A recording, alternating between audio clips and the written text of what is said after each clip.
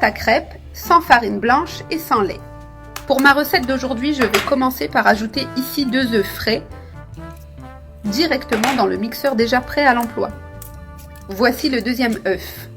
Nous allons préparer ensemble une pâte à crêpes délicieuse. Ensuite, j'ai ajouté 3 cuillères à soupe de flocons d'avoine. J'ajoute aussi une pincée de sel et enfin 200 ml d'eau naturelle. Il suffit maintenant de bien fermer le mixeur et de mixer le tout pendant environ 2 minutes. Notre pâte à crêpes est prête. Je vais la verser ici dans un récipient et la réserver un instant. Dans une poêle, j'allume le feu à basse température, idéal pour que la pâte cuise uniformément. Et je la graisse légèrement avec un peu de beurre, pour éviter qu'elle ne colle et pour lui donner une saveur particulière. Si tu préfères, tu peux aussi utiliser de l'huile d'olive. C'est selon tes goûts. Les deux fonctionnent très bien pour cette recette. Avec la poêle bien graissée, je verse maintenant une louche de pâte avec soin pour ne pas renverser, en l'étalant bien pour former une couche fine, en utilisant un mouvement doux de la poêle. Ainsi, on s'assure que la pâte reste bien fine, comme doit l'être une bonne crêpe maison. Si nécessaire, ajoute un peu plus de pâte pour couvrir tout le fond, sans laisser d'espace vide.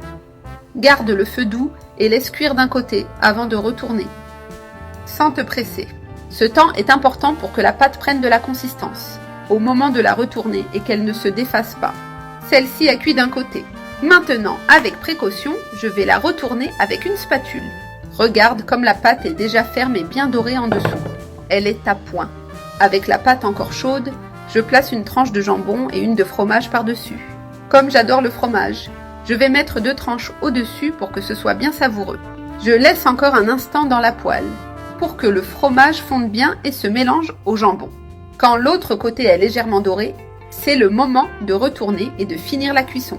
Si tu préfères, tu peux la laisser un peu plus longtemps pour qu'elle soit plus croustillante à l'extérieur. Mais même ainsi, elle est déjà parfaite. Il suffit de la retourner avec soin et attention. Et voilà, notre première crêpe est prête avec le fromage bien fondu. Il ne reste plus qu'à répéter le processus pour en faire d'autres, toujours avec la même technique, en pensant à graisser la poêle entre chaque crêpe pour éviter qu'elle ne colle. Je verse une autre portion de pâte au centre de la poêle avec des mouvements délicats. Je l'étale bien en tournant la poêle avec des mouvements circulaires, jusqu'à couvrir tout le fond. Je garde le feu doux et laisse cuire tranquillement, sans trop la bouger. Et la voilà, nous venons de préparer la dernière crêpe, bien dorée et prête à être servie. Un délicieux encas réalisé avec cette pâte simple et saine, idéale pour le quotidien. Elle ne contient ni farine de blé, ni lait, elle est légère, pratique et très savoureuse. Pleine de goût et à la